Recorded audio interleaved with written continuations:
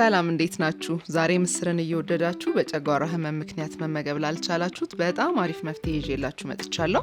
የሚያስፈልጉን ግብአቶች ምስር፣ ቲማቲም ሶስ እንጠቀማለን፣ ጨው አለን፣ ነጭ ሽንኩርት አለን፣ በርበሬ፣ ዘይት እንዲሁም ደግሞ ሽንኩርት መጠናችን ያው ምስር እንደምታውቁት በደንብ በርከት ያለ ነው የሚወስደው።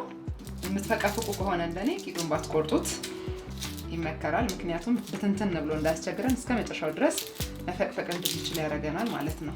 እስከዚህ ድረስ እንደዚህ አድርጎ ያነሳልናል ማለት ነው። ይሄ መፍጫ ትልቅ ስለሆነ ያለኝ በዚህ መጠቀም ነው የሚመረጠው። እንደምታዩት ድቅቅ ብሎ ነው የሚያወጣልኝ። ምስራችንን በደረቁ ይሄ ጎላ ያለ ነገር እንደዚህ ስንገዛው እንትን ሊፈጠር ስለሚችል እሱን ከውስጡ እንለቅማለን። በዋናነት ምስር ጨጓራን የሚነካበት ምክንያቱ ምንድነው? በደንብ የመታጠቡ ሁኔታና እቺ ውስጡ ያለችው አለች አይደለ? እንዴት ነው ለዘር እንትን የምትለዋ እሷ ነገር በስነ ስርዓት መወገድ መቻል አለባት ማለት ነው። እስከ 10 ጊዜም 8 ጊዜ ምናምን ሊወስድባችሁ ይችላል የእጥበት ሁኔታው ማለት ነው። ይሄ ነጭ የሚመስለው ነገር ይሄ እንደ አረፋ ነገር የሚያወጣው እንትን ከውስጡ መጀመሪያ መልቀቅ መቻል አለበት ማለት ነው። አሁን እንደምታዩት እንትኖቹ እነዚህ ነጫጭ ቅንጥብጣቢ እንትኖቹ መውጣት ጀምረዋል። ይሄው እንደዚህ ስፍፍ እያለ ነው።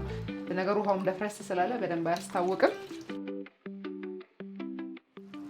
አንጻራዊ መሻሻል አለው።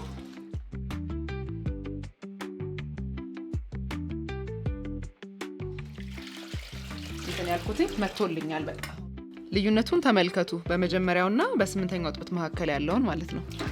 ንጹህ ውሃ መጥቶልኛል። ይሄንን ደግሞ በምንድነው ማረገው? ቅድም እንደነገርኳችሁ በማጥለያ ላይ አርጌ ነው ማጠለው ማለት ነው።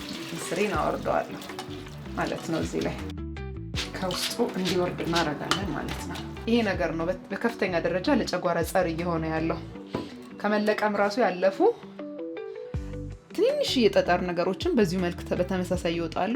ይሄንንም በዚህ መልክ እናስወግዳለን ማለት ነው። ቀጣይ ስራችን ደግሞ የሚሆነው ምንድነው? ምስሩን ማገንፈል ነው። ማገንፈል ለምን ይጠቅመናል ካላችሁኝ፣ የምስር ስንሰራ የሚወስድብንን ጊዜ ይቀንስልናል። ከእጥበት የተረፈውን ደግሞ እንደምታዩት በሞቅ ውሃ ኃይል ያወጣልናል ማለት ነው። ሁለቱንም ስቶቭ አበራለሁኝና ሽንኩርታችንን እዚህኛው ላይ እንጥዳለን፣ ምስራችንን ደግሞ አንደኛው ላይ እናንተከትካለን።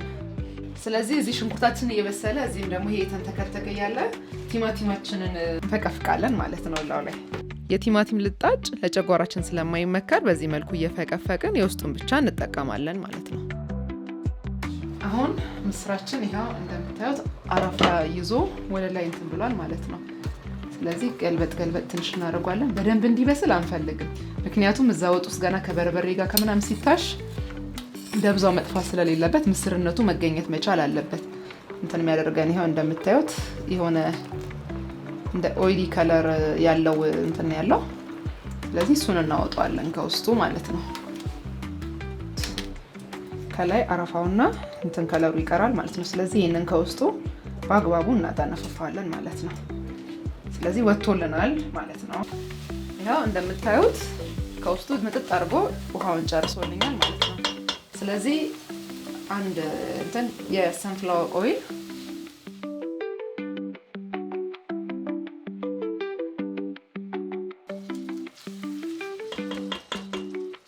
በርበሬ እንጨምር። ያው እንደምታውቁት ሌላኛው ጨጓራችን የሚያሳምመን የበርበሬ መጠናችን ነው። ስለዚህ በርበሬ መጠናችንን አናበዛም ማለት ነው። በትንሿ ማንኪያ ነው፣ ትልቅ ማንኪያ አይደለም። ይሄ የምታዩት 5 ማንኪያ ያህል አድርጌበታለሁ። ያው ምስር እጅ ይፈልጋል። ምናልባት እንደምታዩት ትንሽ ነጣ ያለ ነገር ይመስላል። ነገር ግን ከለሩን ለማምጣት ደግሞ ምን እናስተካክለዋለን? የቲማቲም ሶሳችንን በመጨመር ማለት ነው። እዛ የቲማቲም ሶስ 2 የሾርባ ማንኪያ ካደረግን ይበቃል። የፈጭተን ያስቀመጥነውን ቲማቲም አንድ አንጨምረው ለተወሰነ ትንሽ እያደረግን በዚህ መልኩ ማለት ነው። ከውሃ ይልቅ በቲማቲም ማብሰሉን እመርጣለሁ እኔ። ይሄን ያህል መጠን ሽንኩርት በቂ ነው።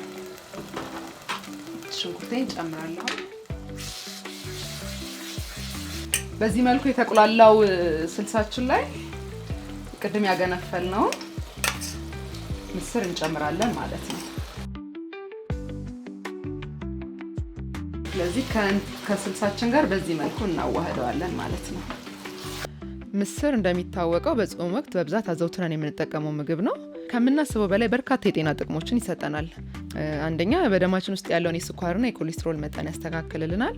በሁለተኛ ደረጃ በውስጡ የብረት ማዕድን ስላለው የደም ማነስን ይከላከልልናል። በሶስተኛ ደረጃ ደግሞ በእርግዝና ጊዜ የሚከሰቱ የጤና ችግሮችን ይከላከልልናል ማለት ነው እና እንደ ተጨማሪ የአንጀት ካንሰርን ለመከላከልም ይረዳናል። ስለዚህ አሁን ይበቃዋል ብለን ያሰብነውን ውሃ እንጨምርበታለን ማለት ነው። ጨዋችንን ጨምረናል። የቀረን ነገር የለም። ሁሉን ነገር በስነ ስርዓት አድርገናል። በጣም ቆንጆና የሚጣፍጥ የተሳካለት ምስር ሰርተናል ማለት ነው። ስለዚህ አሁን ተንተክትኮ ትንሽ ደቂቃ እንዲበስል እንተወዋለን። እሺ ይሄው የጣድነውን ምስራችንን አሁን ከፍተን ቼክ እናደርጋለን። በጣም በቆንጆ ሁኔታ የተንተከተከልን ነው። ሌላ ነገር የተጨመረበት ነገር የለም። እያያችሁት ነው ውፍረቱ፣ ቲማቲሙ ምናምን ሽንኩርቱ አሪፍ ውፍረትን ሰጥቶታል። ትንሽ ይንተክተክ።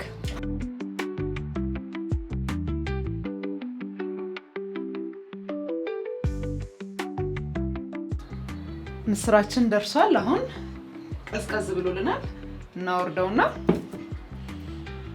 ያው እንደምትመለከቱት ቆንጆ ሁኔታ ላይ ነው ያለው።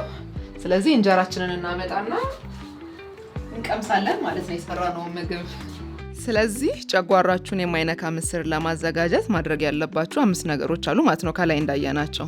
የመጀመሪያው ደጋግመን ማጠብ ነው። ሁለተኛ ደግሞ ምስሩን ማገንፈል ነው። ያ ማለት ከእጥበት የተረፉትን ቆሻሻዎች እንዲያስወጣልን ማለት ነው ከላይ እንዳያነው። ሶስተኛ ደረጃ ደግሞ የበርበሬ መጠናችንን ማሳነስና በደንብ ማብሰል አለብን። አራተኛ ደግሞ የቲማቲም ልጣጩን አለመጠቀም። አምስተኛ ያው እንዳያችሁ ምንም አይነት ቅመማ ቅመም አልጨመርኩም።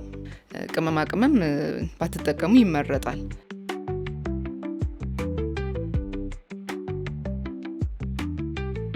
እዚህ እንቀምሰዋለን። አሁን በጣም ለስላሳና በርበሬ ያልከበደበት ምስር ነው። በጣም ነው የሚጣፍጠው። ስለተከታተላችሁኝ አመሰግናለሁ። እንደዚህ አይነት የምግብ አሰራር አይነቶችን እንድናቀርብላችሁ ቻናላችንን ሰብስክራይብ በማድረግ ቤተሰብ ይሁኑ። ቻው።